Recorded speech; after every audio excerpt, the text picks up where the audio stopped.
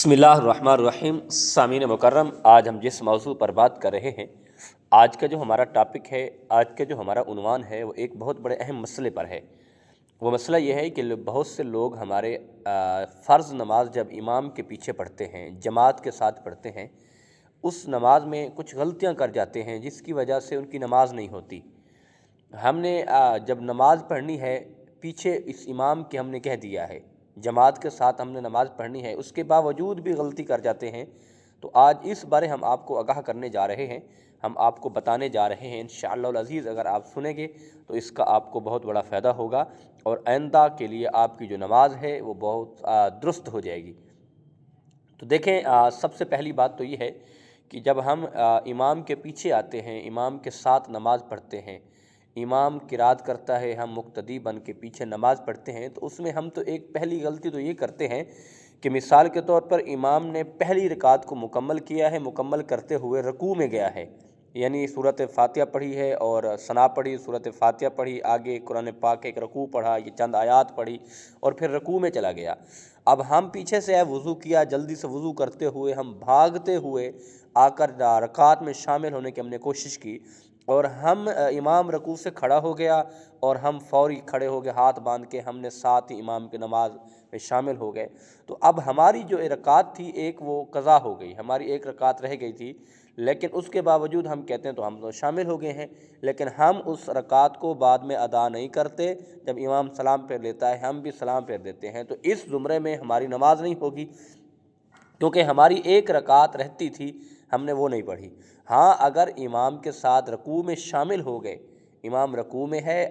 ہم آئے ہیں پیچھے رکوع، ہم نے تکبیر کہہ کے اللہ اکبر کہہ کے رکوع میں چلے گئے ہیں،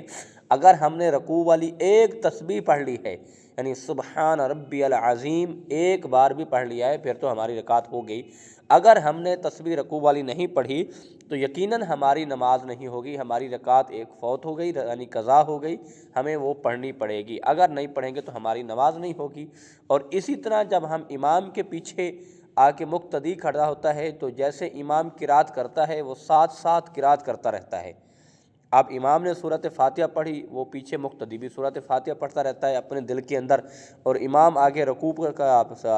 تلاوت کرتا ہے، قرآن پاک کی کوئی آیات پڑھتا ہے یا رکوع پڑھتا ہے یا سورت پڑھتا ہے، وہ بھی ساتھ ساتھ پڑھتا رہتا ہے۔ یقیناً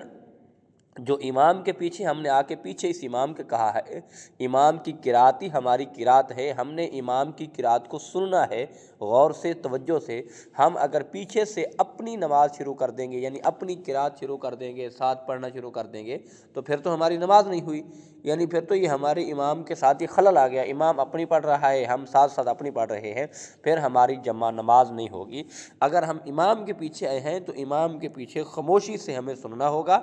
اور امام کی قرات کو ہی ہماری قرات سمجھا جائے گا، ہم خاموشی سے سنیں، اور جہاں جہاں ہمیں شریعت نے حکم دیا ہے، شریعت نے اجازت دی ہے، جیسے رکوع والی تسبیح ہے اور سجدے والی تسبیح ہے، جیسے التحیات ہے، ہم یہ تسبیح پڑھ سکتے ہیں، پڑھنی ہے ہم نے تو ہماری نماز ہوگی۔ باقی جو سورۃ فاتحہ ہے یا اور رکوع جیسے امام قرات کرتا ہے وہ ہم نہیں کر سکتے، کیونکہ ہمیں اجازت نہیں ہے، وہ امام ہی کرے گا، ہم امام کے پیچھے کھڑے ہو کر خاموشی سے سنیں گے۔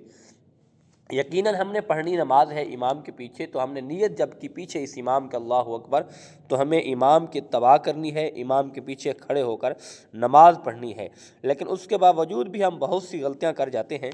جیسے امام سجدے میں سر رکھتا ہے، یعنی سجدے میں جاتا ہے، تو سجدے سے جب اوپر کھڑا ہوتا ہے تکبیر کہتا ہے، تو اللہ اکبر جب کہتا ہے تو حکم جو ہے شرعی، اللہ اکبر جیسے را کی آواز آئے تو پھر مقتدی پیچھے کھڑا ہو۔ اب ایسا ہوتا ہے کہ مقتدی پہلے کھڑا ہو، امام کھڑا ہو جاتا ہے سیدھا، دوسری رکعت کے لیے مقتدی سجدے میں پڑا ہوتا ہے، اس طرح بھی نماز نہیں ہوتی۔ لہٰذا مہربانی کریں، اپنی نماز خوبصورت کریں، اللہ ہمیں نماز پڑھنے کی توفیق عطا فرمائے۔